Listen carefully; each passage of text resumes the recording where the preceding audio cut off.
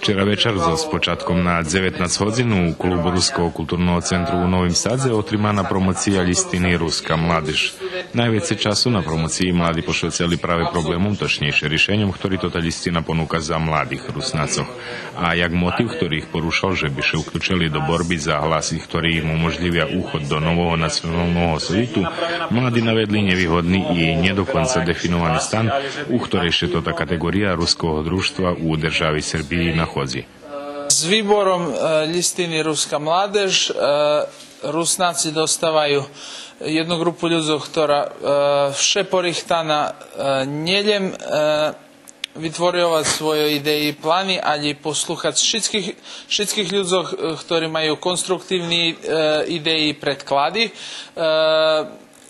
ktorí majú dať co za povesť i môžu garantovať na to spôsob, že ich hlas bude čuti u nacionálnym sovjetu.